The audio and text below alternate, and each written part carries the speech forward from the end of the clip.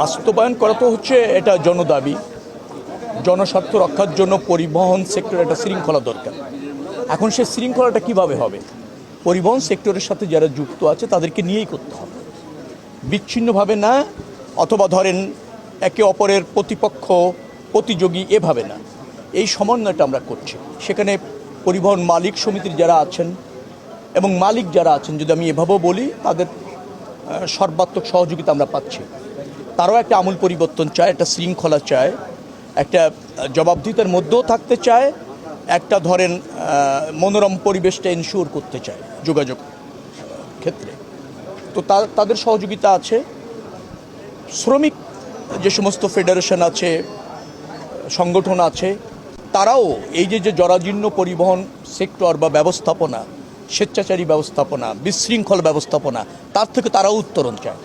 এটা হলে যেটা হয়, জনগণ যেমন সেবা পায়, পরিবহন মালিকরাও আমার কাছে মনে হয় স্বস্তিতে থাকবে, লাভবান হবে। পরিবহন শ্রমিকরাও কিন্তু তাদের জীবনযাত্রার মানের উন্নয়ন হবে, পরিবর্তন হবে। তো এটা অনেক আধুনিক দেশে হয়েছে, পার্শ্ববর্তী অনেক দেশেও হয়েছে। আমরা হয়তো একটু পিছিয়ে আছি, আমরা সেটার উত্তরণ চাইছি এবং সবাইকে নিয়ে কাজ করছি। সরকারের অভিপ্রায়টা স্পষ্ট করে জানান দিচ্ছি এবং সেই অভিপ্রায়ের মধ্যে কোনো বিশেষ শ্রেণীকে লালন করা নেই, জনস্বার্থ জন আকাঙ্ক্ষা লালন করা আছে।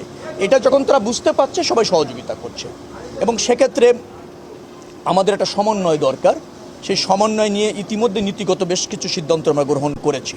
বাস্তবায়ন করবার জন্য প্রক্রিয়াটাও চিহ্নিত করেছি, অগ্রসর হচ্ছে। আমার বিশ্বাস যে একটি মাল্টি মোডাম যোগাযোগ ব্যবস্থা, যেটা আন্তর্জাতিক বিশ্বে প্রতিষ্ঠিত এবং স্বীকৃত, সেটি হয়তো বাংলাদেশেও আপনারা দ্রুততম সময়ের মধ্যে বাস্তবায়ন হতে চলেছে এবং দৃশ্যমান হবে দেখবেন।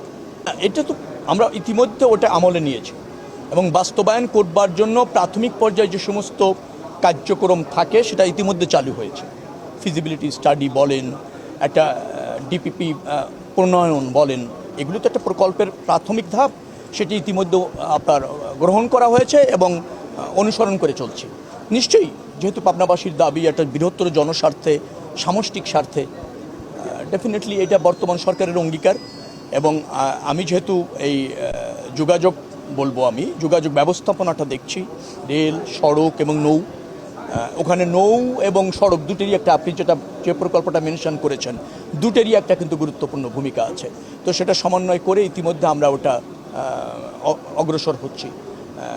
আমার বিশ্বাস যে দ্রুততম সময়ের মধ্যেও অগ্রাধিকার ভিত্তিতে ওই প্রকল্পটি বাস্তবায়নের জন্য সরকার গ্রহণ করবে। একটা রেল চালু করতে চলেছি, লোকোমোটিভ ইতিমধ্যে প্রস্তুত আছে, আমাদের কোচ আসছে, আগামী মাসে আমরা কিছু কোচ পেয়ে যাব এবং কোচ পেলেই প্রথমেই আমরা দুটি লাইন চালু করছি। একটা হচ্ছে ঢাকা পাবনা, পরবর্তীতে ঢাকা খুলনা। তো আমি খুলনার মানুষ, আমি মনে করেছি পাবনার অগ্রাধিকারটা অনেক বেশি, কারণ সাফারিংটাও তাদের বেশি। তো নিশ্চয়ই পাবনারটা আগে হচ্ছে, তারপরে খুলনাটা চালু হচ্ছে, এই সিদ্ধান্ত আমরা নিয়েছি।